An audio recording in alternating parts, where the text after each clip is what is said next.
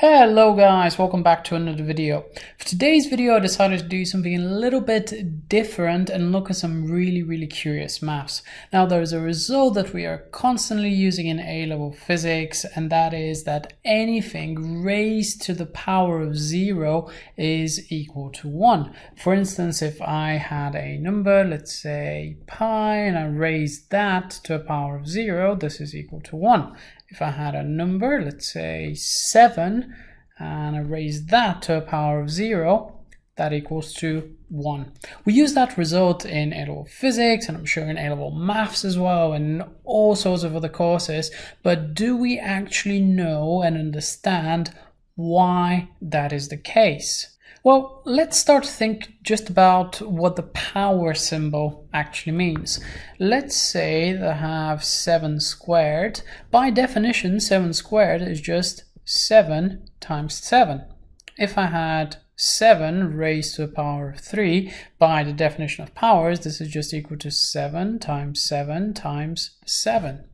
Now, what if I had something else though? Let's say I had 7 to the power of 3 multiplied by 7 to the power of 2.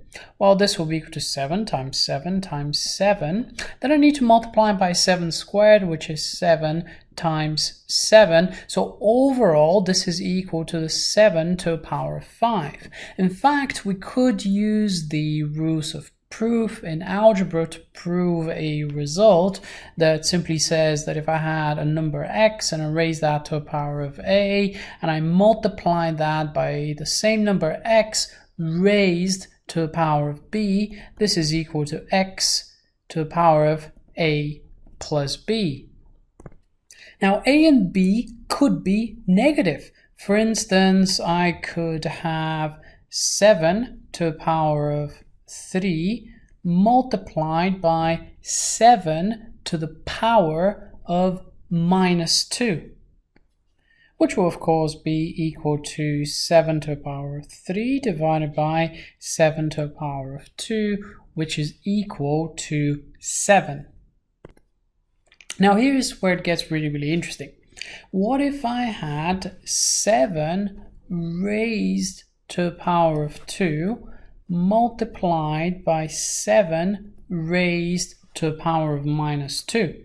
By definition, I'm going to write this as 7 to the power of 2 times 7 to the power of minus 2.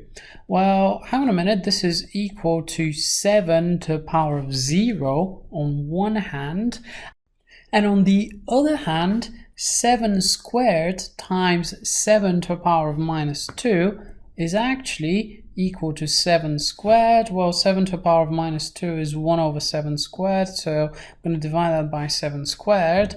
So this will actually be equal to 1. And now we have it. We have an actual proof that 7 to the power of 0 is equal to 1. Now, this result could be generalized for all the integers other than 0, because we cannot actually divide by 0. But I just wanted to go for this simple proof for you guys, a simple non-rigorous proof in mathematics, which simply explains why everything raised to the power of 0 is equal to 1. The numbers here are irrelevant. This could be an integer, let's call it x, and this could be raised to the power of a, for instance. So as long as your integer is not 0, so you're not getting into something undefined such as 0 to the power of 0, then you're totally fine. Okay guys, so hopefully you've enjoyed this little short video. If you enjoy these short videos on curious bits of maths, do give this video a like. Thank you very much for watching, and I'll see you in the next video.